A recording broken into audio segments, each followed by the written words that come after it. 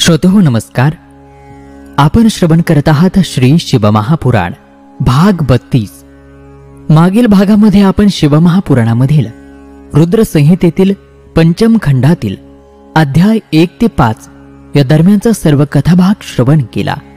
आज या भागामध्ये आपण अध्याय 6 ते अध्याय 10 या दरम्यानचा सर्व कथाभाग श्रवण करूयात. चला तर सुरुवात करूयात. भाग 32. शिवमहापुराणाची ही परम पावन कथा श्रवण करत असताना व्यासजींनी सनत कुमारांना विचारले, सनत कुमारजी, प्रजेसह त्या सर्व त्रिपुराधीशांची बुद्धी भ्रष्ट झाली, भ्रमनिरास झाली, तेव्हा पुढे काय झाले, कोणती घटना घडली? प्रभू, कृपया या विषयातील आमचे ज्ञान वाढवा.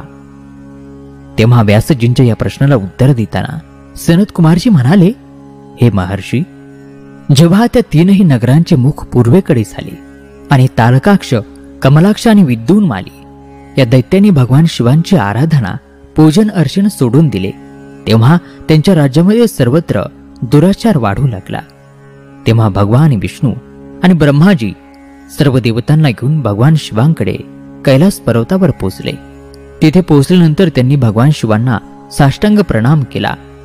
त्यानंतर सर्व देवता म्हणाल्या, हे देवाधिदेव, करुणा निधान भगवान शिव, आपण सर्व जीवांचे आत्मस्वरूप, कल्याण करणारे आहात, सर्व भक्तांची पीडा नष्ट करणारे आहात. आपल्या गळ्यामधील त्या निळ चिन्हामुळे आपले नीलकंठ नाव पडले. आम्ही सर्व हात जोडून आपल्याला प्रणाम करतो. आपण सर्व प्राणीमात्रांना वंदनीय आहात, तसेच सर्वांची बाधा आणि विपत्ती दूर करणारे आहात. भगवान, आपण रजगुण, सत्वगुण आणि तमोगुणांपासून ब्रह्मा, विष्णू आणि महेश हे 3 अवतार धारण करून हे सृष्टीचे पालन, पोषण आणि संहार करतात. आपणच आपल्या भक्तांना हा भवसागर पार करायला लावता. वेद आपले परब्रह्म स्वरूप आणि तत्वरूपाचे वर्णन करतात. आपण सर्वव्यापी, सर्वात्मा आणि या 3 लोकांचे अधिपती आहात.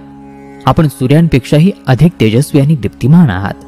आम्ही आपल्याला नमस्कार करतो. आपण या प्रकृतीचे प्रवर्तक आहात, तथा सर्व प्राणीमात्राच्या शरीरामध्ये आपणच वास करता. हे प्रभू, आम्ही सर्व आपल्याला वारंवार प्रणाम करतो. हे शिवशंभू, तारकाक्ष, कमलाक्ष आणि विद्युन्माली नामक त्रिपुर स्वामींनी आम्हा देवतांना अनेक प्रकारे त्रास दिला आहे. सर्व देवतांचा विनाश करण्यासाठी ते उन्मुख झाले आहे. हे प्रभू, आम्ही सर्व आपल्याला शरण आलो आहोत. भगवान, त्या 3 असुरपुत्रांचा विनाश करून आमची रक्षा करा. यावेळी ते 3 असुर धर्म मार्गाला सोडून नास्तिक शास्त्राचे पालन करत आहेत. आपल्या इच्छेनुसार तारकाक्ष, कमलाक्ष आणि विद्युन्माली 3 धर्मकर्मांपासून विमुख झाले आहेत. त्यामुळे आपण आता त्यांचा वध करून देवतांना या संकटापासून मुक्त करा. त्यानंतर सर्व देवता शांत झाल्या आणि शिवचरणी मस्तक नतमस्तक करून शांतपणे उभे राहिल्या. तेव्हा भगवान शिव म्हणाले, हे देवतांनो, तारकाक्ष, कमलाक्ष आणि विद्युन्माली तिघेही धर्मापासून विमुख झाले आहेत. धन, वैभव आणि ऐश्वर्यामध्ये डुबून सगळे काही विसरून गेले आहेत. परंतु अजूनही ते माझे असीम भक्त आहेत. भगवान विष्णूंनी त्रिपुर स्वामींना आणि त्यांच्या नगरातील सर्व रहिवास्यांना धर्मकर्मापासून विमुखच केले आहे. तर मग ते स्वतःच का त्यांचा वध करत नाहीत? भगवान शिवांचे हे शब्द ऐकून ब्रह्माजी म्हणाले, हे प्रभू, आपण भक्तवत्सल आहात. पाप आपल्यापासून कोसो दूर आहे. प्रभू, आपल्या आज्ञेविना या जगामध्ये पानही हलू शकत नाही. भगवान, आपल्या इच्छेनुसारच विष्णूजींनी सर्वांना मोहित करून पथभ्रष्ट केले. तेव्हा आपण या त्रिपुर स्वामींचा वध करून या जगाचा उद्धार करावा. प्रभू, आपण या जगताचे आधार आहात. आम्ही सर्व आपले सेवक आहोत. आम्ही सर्व आपल्या आज्ञेनुसारच कार्य करतो. आपण सम्राट आहात आणि आम्ही आपली प्रजा आहोत. ब्रह्माजींचे हे बोलणे ऐकून भगवान शिव प्रसन्न झाले आणि ते म्हणाले, हे ब्रह्मा, तुम्ही सर्व देवतांनी मला सम्राट म्हणले आहे. परंतु तुम्ही असं कसं म्हणू शकता? कारण आपण सर्व जाणता की माझ्याकडे ना कोणता दिव्य रथ आहे, ना कोणता सारथी. तर मग मी सर्व सुविधा संपन्न त्या त्रिपुर स्वामींचा या युद्धामध्ये वध कसा करू शकतो? त्यांना कसे हरवू शकतो? माझ्याकडे तर धनुष्यही नाही, जेणे की मी त्या तीनही दैत्यांचा वध करू शकेन. भगवान शिवांनी असे म्हणताच सर्व देवता प्रसन्न झाले. ते म्हणाले, हे प्रभू, जर आपण त्यांचा वध करण्यासाठी तयार आहात तर आम्ही सर्व आपल्यासाठी रथ तसेच अन्य शस्त्र सामग्री अवश्य तयार करू. सनतकुमारजी पुढे म्हणाले, हे व्यासजी, शरण आलेल्या देवतांची प्रार्थना स्वीकारून भगवान शिवांनी कमलाक्ष, तारकाक्ष आणि विद्युन्माली यांना मारण्याचा निर्णय घेतला. त्याचवेळी देवी पार्वती आपल्या पुत्राला मांडीवर घेऊन तेथे आली. मग ब्रह्मा, जगज्जननी मा जगदंबा यांना पाहून विष्णू आणि इतर देवतांनी त्यांना हात जोडून नमस्कार केला. आपल्या पुत्रांना पाहून भगवान शिव त्यांच्यावरती प्रेम करू लागले. तेव्हा देवी पार्वतीने भगवान शंकरांना सोबत घेतले आणि ती त्यांच्या महाली गेल्या. शिवपार्वती काहीही न बोलता आपल्या महाली गेल्यामुळे सर्व देवतांना दुःख झाले, पण त्यांनी तिथेच उभं राहून भगवान शंकरांची वाट पाहण्याचे ठरवले. ते सर्व देव शिवांच्या महाली दरवाजा बाहेर उभे होते. तेव्हा भगवान शिवांच्या गणाने त्यांच्या स्वामींच्या महाली देवतांचाही टोळका आलेलं पाहून त्यांच्यावरती हल्ला केला. देवांना या अज्ञात धोक्याचा सामना करता आला नाही आणि मग ते जीव वाचवण्यासाठी इकडे तिकडे धावू लागले. अनेक ऋषीमुनी यामध्ये पडले. सगळीकडे हाहाकार माजला. सर्व देव घाबरले आणि मग त्यांनी श्रीहरी विष्णूंचा आश्रय घेतला. देवांना समजवताना श्रीहरी विष्णू म्हणाले, हे देवतांनो आणि ऋषीमुनींनो, एवढं दुःख का करता आहात? महापुरुषांची पूजा करण्यामध्ये दुःख ही निश्चितच आहे. या संकटांना तोंड दिल्यानेच भक्ताचा दृढ विश्वास वाढतो आणि मग आपल्या पूजनीय देवांना तो प्रसन्न करू शकतो. भगवान शिव हे सर्व गणांचे अधिपती आहेत, महान देव आहेत. भगवान आशुतोषांच्या आनंदासाठी तुम्ही सर्वजण मिळून ओम नमः शिवाय म्हणा.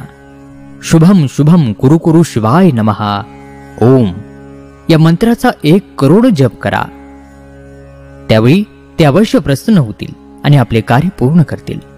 भगवान श्रीहरी विष्णूंचे हे वचन ऐकून सर्व देवता प्रसन्न झाले आणि मग सर्वांनी भगवान शिवांची आराधना सुरू केली. आपले कार्य सिद्धीसाठी त्यांनी 1 करोड वेळा विष्णूजींद्वारा सांगितलेला हा मंत्र याचा जप करायला सुरुवात केली. जशी त्यांची आराधना पूर्ण झाली तसे भगवान शिव त्यांच्या समक्ष प्रकट झाले आणि भगवान शिव म्हणाले, मी आपल्या या आराधनेने अतिशय प्रसन्न झालो आहे. आपण आपल्याला इच्छित वर मागा. शिवांचे हे वचन ऐकून देवता बोलले, हे देवाधिदेव, हे जगदीश्वर, आपण सर्वांचे कल्याण करता आहात. भगवान, आमच्यावरती कृपा करा आणि आमचे रक्षण करा. आज आपण त्रिपुर स्वामींचा वध करा आणि या भयापासून आमची सोडवण करा. तेव्हा भगवान शिव सर्व देवतांची प्रार्थना ऐकून पुन्हा म्हणाले, हे हरे, हे ब्रह्मा, हे देवगण तथा सर्व मुनींनो, जशी आपली इच्छा आहे तसेच होईल. मी अवश्य आपली आराधना सफल करेन. हे विष्णू, आपण सर्व जगताचे पालन करता आहात, म्हणून त्रिपुर विनाशासाठी आपण माझी सहायता करा. माझ्यासाठी दिव्य रथ आणि सारथी आणि धनुष्य यासहित आवश्यक सामग्रींची व्यवस्था करा. सनतकुमार पुढे म्हणाले, मुनिश्रेष्ठ व्यास, भगवान शिवांच्या इच्छेने सर्व देवता प्रसन्न झाले आणि शिवांच्या आज्ञेनुसार सर्व युद्ध सामग्री जमा करण्याची व्यवस्था करू लागले. हे मुनी, देवतांनी शिवजींना प्रसन्न करण्यासाठी 1 करोड वेळा या पुण्यदायी मंत्राचा जप केला. हा मंत्र शिवांना लवकर प्रसन्न करणारा आहे तथा भक्ती आणि मुक्तीच्या मार्गावर जाणारा आहे. या मंत्राने शिवभक्तांचे सर्व कामना, सर्व इच्छा पूर्ण होतात. या मंत्राने धन, यश आणि कीर्ती प्राप्त होते. आयुष्य वाढते, आयुर्वृद्धी होते. निष्काम मनुष्यांना या मंत्रामुळे मोक्ष प्राप्ती होते. जो मनुष्य भक्तिभाव आणि शुद्ध हृदयाने या मंत्राचा जप करतो त्याच्या सर्व इच्छा भक्तवत्सल कल्याणकारी भगवान शिव अवश्य पूर्ण करतात. मग व्यासजींनी सनतकुमारांना विचारले, हे सनतकुमारजी, आपण अत्यंत बुद्धिमान आणि सर्वज्ञ आहात. आपण आम्हाला अद्भुत शिवकथा सांगत आहात. हे मुनी, जेव्हा भगवान शिवांनी देवतांचे अभिष्ट कार्य पूर्ण करण्यासाठी त्रिपुरा स्वामीचा वध करण्यासाठी भगवान विष्णूंना दिव्यरथ निर्माण करायला सांगितला, तेव्हा विष्णूंनी काय केले? दिव्यरथ कोणी आणि कसा निर्माण केला? सूतजी पुढे म्हणाले, हे मुनी, व्यासजींची ही गोष्ट ऐकून सनतकुमार भगवान शिवांच्या चरणांचे स्मरण करत म्हणाले, भगवान शिवांसाठी दिव्यरथाचे निर्माण करण्यासाठी देवतांनी देवतांचे शिल्पी विश्वकर्मा यांना बोलवले आणि हे कार्य त्यांच्यावरती सोपवले. तेव्हा भगवान शिवांसाठी अनुरूप विश्वकर्मांनी एक रथ निर्माण केला. त्या रथासमान दुसरा कोणताही रथ नव्हता. तो दिव्य रथ सोन्याने बनलेला होता. त्या रथाच्या डाव्या पायाला सूर्य आणि उजव्या पायाला चंद्रमा होते. सूर्याच्या चाकाला लागलेले 12 आर्या 12 महिन्यांचे प्रतिनिधित्व करत होत्या, तर चंद्राच्या चाकाला असलेल्या 16 आर्या चंद्राच्या 16 कलांचे प्रतिनिधित्व करत होत्या, त्यांचे प्रदर्शन करत होत्या. ब्रह्मांडात असलेल्या अश्विनी नक्षत्रांसारखे 27 नक्षत्र त्या रथाची शोभा वाढवत होते. अंतराळ रथाचा पुढचा भाग मंदराचल पर्वत त्या रथामध्ये बसण्याची जागा बनला आणि संवत्सराचा रथाला वेग आला आणि तो त्याला गती देऊ लागला.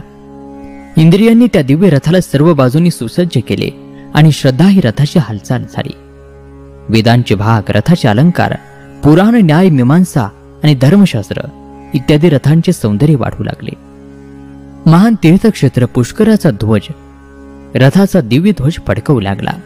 विशाल समुद्राने रथाचा बाह्य भाग तयार केला. गंगा, यमुना इत्यादी पवित्र नद्यांनी स्त्रीरूप धारण करून रथाची वाटचाल सुरू केली. त्या दिव्य रथामध्ये ब्रह्माजी स्वतः भगवान शिवांच्या सेवेत सारथी म्हणून बसलेले होते आणि ओंकार त्यांच्या रथाचा चाबूक होता. भगवान शिवांचे धनुष्य बनवण्यासाठी शैलराज हिमालय स्वतः धनुष्य बनले आणि नागराज त्या धनुष्याची तार बनले आणि श्रीहरी विष्णू बाण बनले आणि अग्निदेवांनी बाणाच्या टोकामध्ये आपली शक्ती सामावली. ऋग्वेद, यजुर्वेद, सामवेद आणि अथर्ववेद हे त्या दिव्य रथाचे घोडे झाले. वायुदेव वाद्य वाजवू लागले. या ब्रह्मांडातील प्रत्येक दिव्य वस्तू त्या दिव्य रथामध्ये आपली उपयोगिता वाढवत होती. अशा प्रकारे देवतांच्या शिल्पीने विश्वकर्मांनी तो उत्तम दिव्य असा रथ निर्माण केला. सनतकुमारजी पुढे म्हणाले, हे महर्षी, भगवान शिवांसाठी बनलेला तो दिव्य रथ अनेक आश्चर्यांनी युक्त होता. विश्वकर्मांद्वारा बनवलेला तो रथ ब्रह्माजींनी भगवान शिवांना समर्पित केला. त्यानंतर श्रीहरी विष्णू, ब्रह्माजी आणि सर्व देवता तसेच ऋषीमुनी कल्याणकारी भगवान शिवांची प्रार्थना करू लागले. त्यांनी भगवान शिवांना त्या दिव्य रथावर आरूढ होण्याची विनंती केली. स्वतः ब्रह्माजी त्या रथाचे सारथी बनले. भगवान शिव त्या रथावर आरूढ होताच चारही दिशांना मंगलवाद्य वाजू लागले. त्यांच्यावर ते पुष्पवर्षा होऊ लागला. ब्रह्माजींनी सर्वेश्वर शिवांच्या आज्ञा मिळताच रथ हाकायला सुरू केला. तो दिव्य रथ भगवान शिवांना घेऊन विद्युत गतीने आकाश मार्गामध्ये उडू लागला. जेव्हा भगवान शिवांचा तो दिव्य रथ आकाश मार्गाने त्या त्रिपुरांच्या दिशेने जात होता, तेव्हा रस्त्यामध्ये कल्याणकारी देवादिदेव भगवान शिव ब्रह्माजींना म्हणाले, हे विधाता, तारकाक्ष, कमलाक्ष आणि विद्युन्माली नामक परम बलशाली राक्षसांचा वध करण्यासाठी त्यांच्या समान मला शक्ती हवी. ते 3 असुर माझे परम भक्त होते, परंतु श्रीहरींनी मायेने त्यांना मोहित करून भक्ती मार्गापासून दूर केले. आता त्या 3ही त्रिपुरा स्वामींमध्ये तामसिक प्रवृत्ती वाढली आहे, पशुत्व वाढले आहे. त्यामुळे आता त्या 3ही दैत्यांना मारण्यासाठी मलाही प्राण्यांचे बळ लागेल. म्हणून तुम्हा सर्व देवांनी मला पशुत्व वाढवण्यासाठी प्राण्यांचे अधिराज्य द्यावे, तरच त्या राक्षसांचा वध होईल.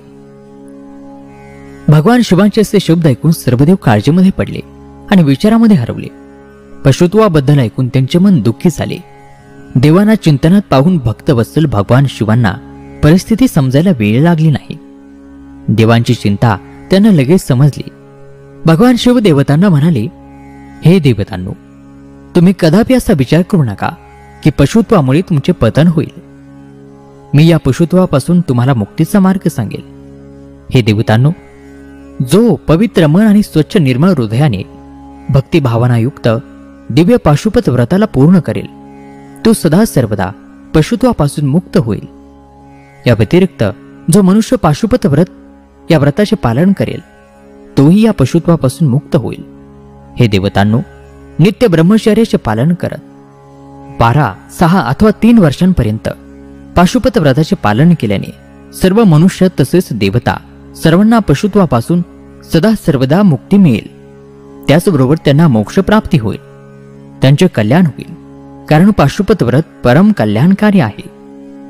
अशा प्रकारे भगवान शिवांचे हे शब्द ऐकून ब्रह्माजी, श्रीहरी विष्णू आणि सर्व देवी देवता खूप आनंदित झाले आणि देवादिदेव भक्तवत्सल भगवान शिवांची स्तुती करू लागले. मग सर्व देव त्यांचे इच्छित कार्य पूर्ण करण्यासाठी आनंदाने प्राणी बनले. तेव्हापासूनच सदाशिव पशुपती या नावाने जगात प्रसिद्ध झाले. त्यांचे नाव पशुपती अत्यंत लाभदायक आणि मनोकामना पूर्ण करणारे आहे. त्यावेळी भगवान शिवांचे रूप पाहून सर्व देवता आणि ऋषी खूप आनंदित झाले. त्यानंतर भगवान शिव इतर देवतांसह त्रिपुराकडे निघाले. त्यावेळी सर्व देव हातामध्ये नांगर, मुसळ, भुशुंडी आणि विविध प्रकारची शस्त्र घेऊन हत्ती, घोडे, सिंह, रथ आणि बैल यांच्यावर स्वार होऊन निघाले. ते भगवान शिवांची स्तुती करत पुढे जात होते. आकाश मार्गातून त्यांच्यावरती फुलांचा वर्षाव होत होता. कल्याणकारी भगवान शिवांसह त्यांचे केश, विगतवास, महाकेश, महाज्वर, सोमवल्ली, सबर्ण, सोमप, सनक, सोमध्रुक, सूर्यवर्चा, सूर्यप्रेक्षणक, सूर्याक्ष, सूरिनाम, सूर, सुंदर, प्रस्कंद, कुंदर, चंड, कंपन, अतिकंपन, इंद्र, इंद्रजय, यंता, हिमकर, शताक्ष, पंचाक्ष, सहस्राक्ष, महोदर, सतीजहू, शतास्य, रंक, कर्पूर पूतन, द्विशक, त्रिशक, अहंकारक, अशवक्त्र, अष्टवक्त्र, हयवक्त्र, अद्वैतवक्र यांसारखे महाबली, महावीर, गणाध्यक्षही सोबत होते. अशा प्रकारे देवादिदेव भगवान शिवांसह ब्रह्माजी, श्रीहरी विष्णू, देवराज इंद्रांसहित अनेक देवता, ऋषीमुनी, साधुसंत आपल्या आपल्या वाहनावर आरूढ होऊन त्रिपुर स्वामींच्या अंतासाठी, त्यांचा संहार बघण्यासाठी त्यांच्या सोबत चालत होते.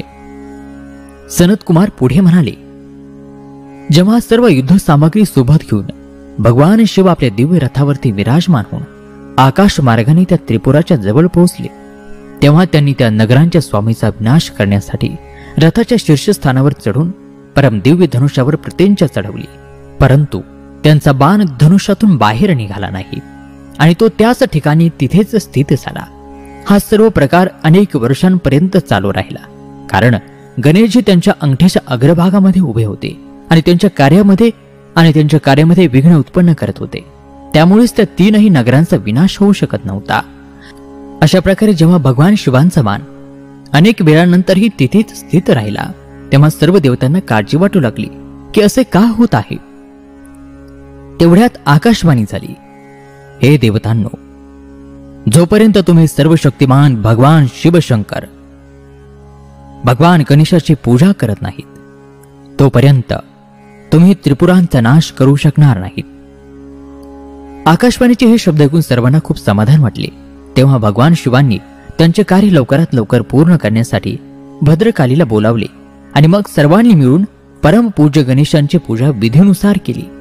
पूजा संपन्न होताच अडथळ्यांचा नाश करणारे गणपती प्रसन्न झाले आणि मग त्यांनी आपल्या मार्गातून निघून गेले आणि मग कार्याच्या मार्गात येणारे सर्व अडथळे दूर झाले. ते दूर होताच भगवान शिवांना तारकाक्ष, कमलाक्ष आणि विद्युन्मालेचे तीनही नगर दिसू लागले. तीनही नगर कालवश लवकरच एकत्र झाले, अर्थात एकत्र आले. ब्रह्माजींद्वारा दिल्या गेलेल्या वरदानानुसार त्यांचा अंत समय जवळ आला होता. जेव्हा ते तीनही नगर एकत्र आले, तेव्हा त्या तीनही नगरांना बघून देवता अत्यंत प्रसन्न झाले. त्यांनी प्रसन्न होऊन भगवान शिवांचा जय जयकार केला. तेव्हा ब्रह्मा आणि विष्णूजींनी महेश्वर देवादिदेवांना सांगितले की तारकासुरांच्या या तीनही पुत्रांचा वध करण्याची वेळ आता समीप आली आहे आणि त्यामुळेच ही तीनही नगरे एकत्र झाली आहेत. ही तीनही नगरे पुन्हा वेगळी होण्याआधीच तुम्ही त्यांना जाळून भस्म करा आणि आमचे कार्य पूर्ण करा. तेव्हा भगवान शिवांनी ब्रह्माजी आणि हरी यांची प्रार्थना स्वीकारली आणि त्यांच्या दिव्य धनुष्यावर पाशुपत अस्त्र नावाचा एक बाण योजला. त्यावेळी अभिजित मुहूर्त होता. विशाल धनुष्याच्या आवाजाने संपूर्ण विश्व गुंजले. तेव्हा भगवान शिवांनी तारकाक्ष, कमलाक्ष आणि विद्युन्माली यांना आवाहन दिले आणि लाखो सूर्यांसारखे तेजस्वी पाशुपत अस्त्र त्यांच्यावरती सोडले. त्या बाणाच्या टोकाशी स्वतः अग्निदेव विराजमान होते. त्या विष्णू सदृश्य अग्निबाणांनी त्रिपुराच्या लोकांना जाळून भस्म केले. त्यामुळे तीनही नगरे एकाच वेळी समुद्राने वेढलेल्या भूमीवरती पडली. त्या अग्निबाणाने शेकडो राक्षस जाळून भस्म झाले. सगळीकडे हाहाकार माजला. तारकाक्ष आपल्या भावांसह जळू लागला. तेव्हा त्याला जाणवले की हे सर्व भगवान शिवांच्या शिवभक्तीपासून दूर गेल्याचे परिणाम आहेत. तेव्हा तो आपले प्रिय भगवान शिवांचे स्मरण करून रडू लागला. तारकाक्ष म्हणाला, हे भगवान, करुणामयी भगवान शिव, आम्हाला माहित आहे की तुम्ही आम्हाला भस्म केल्याशिवाय सोडणार नाही. तरीही प्रभू आमच्यावरती कृपा करा. प्रभू, जे मरण आम्हा असुरांना दुर्लभ आहे तुमच्या कृपेने ते आम्हाला प्राप्त झाले. प्रभू, आता आम्ही तुम्हाला एकच विनंती करत आहोत की आमची बुद्धी जन्मोजन्मी तुमच्यावरच केंद्रित राहावी. असे म्हणत त्या भयंकर आगीमध्ये ती सर्व राक्षस जळून राख झाले. भगवान शिवांच्या आज्ञेने त्या नगरातील लहान मुले, वृद्ध, स्त्रिया, पुरुष, वृक्ष, वनस्पती इत्यादी सर्व प्राणी आगीचे बळी झाले. त्या भीषण आगीने स्थावर आणि जंगम सर्व काही क्षणामध्ये राख करून टाकले. पाशुपत अस्त्राने प्रज्वलित अग्नीमध्ये सर्व काही जळून भस्म झाले. परंतु भगवान शिवांचा भक्त मय नामक दैत्य, जो असुरांचा विश्वकर्मा होता आणि देवतांना विरोधी नव्हता, तो भगवान शिवांच्या तेजापासून सुरक्षित राहिला. अशा रीतीने ज्यांचे मन कोणत्याही परिस्थितीमध्ये धर्म मार्गापासून विचलित होत नाही, अशा राक्षसांचा किंवा जीवांचा कोणत्याही परिस्थितीमध्ये घात होऊ शकत नाही. म्हणून सज्जनांनी नेहमी सत्कर्म करावे. जे इतरांवर टीका करतात त्यांना नेहमी विनाशाला सामोरे जावे लागते. म्हणून आपण सर्वांनी निंदा टाळावी आणि आपतेष्टांसह या जगाचे स्वामी भगवान शिवांच्या आराधनेमध्ये मग्न राहावे. हेच आपले सर्वांना हात जोडून विनम्र प्रार्थना.